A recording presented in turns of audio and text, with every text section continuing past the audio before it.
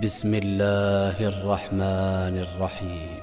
In the name of Allah, the Compassionate, the Merciful, the hidden mercy in every trial. Why God's tests are beyond our understanding. When we face hardship, it often feels random or unjust.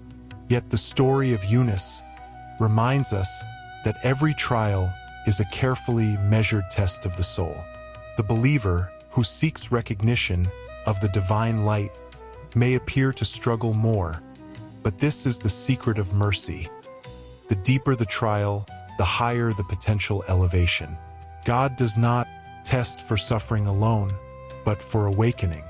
Each difficulty peels away layers of ego, pride, and attachment, making the soul capable of perceiving subtler truths. Complaining or resisting may prolong the trial, but surrender, remembrance, and heartfelt invocation open doors of unseen mercy. The lesson is profound.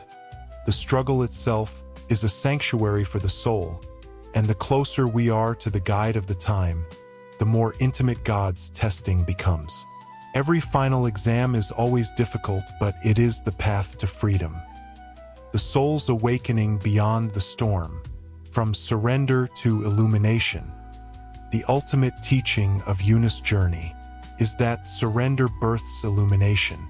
When he acknowledged God's perfection and his own limits, mercy came swiftly, and he emerged renewed. For believers, the lesson is clear. Complaints about life's trials are distractions. The real path is through humble recognition, patience, and devotion. The sea of difficulty is not punishment, but a workshop for the soul, where the ego dissolves and the heart opens to divine guidance. Spiritual comfort comes not from avoiding hardship, but from trusting the guide of the time and aligning the will with the manifest light. In this alignment, even the deepest darkness transforms into insight, and despair becomes the spark of eternal awakening. The supplication for every soul, the timeless prayer of deliverance. This supplication is both a historical reality and a timeless spiritual map. It is the story of a prophet in distress calling upon God, and it is also the journey of the soul when engulfed in trials, recognizing its own limitations and turning to the pure oneness of God. The whale can be your greatest trial or the vast soul that envelopes you. The ocean is the depth of divine knowledge in which your existence floats. The inkpot and the pen are the universal soul and the universal intellect, through which all reality is written. Deliverance comes only through recognition, rifah, and surrender to the divine will, often through the living spiritual guide of the time. Have mercy, my Lord. Returning to the cry of Zunnun. The prayer of Yunus.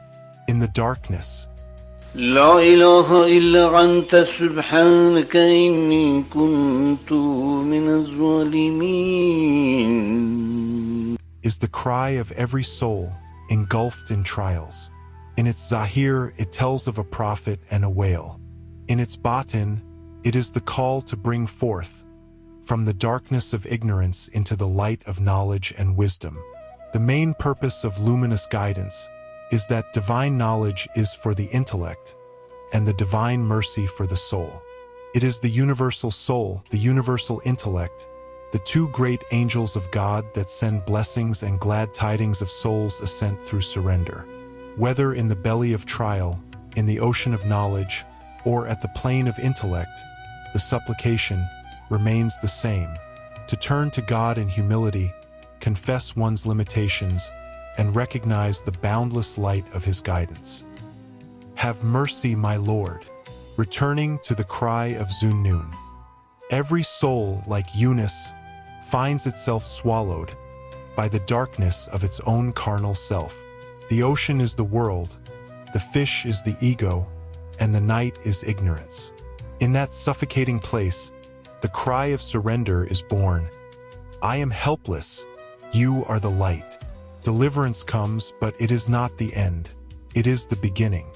For to emerge from the darkness is to face the next trial, the fire of purification. The journey does not stop at being saved from drowning.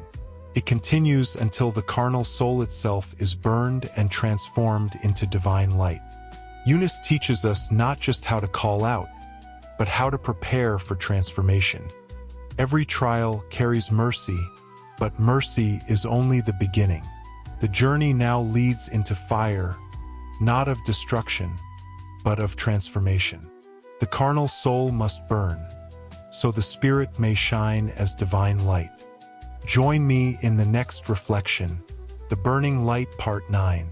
Subscribe, click the bell, and continue the journey.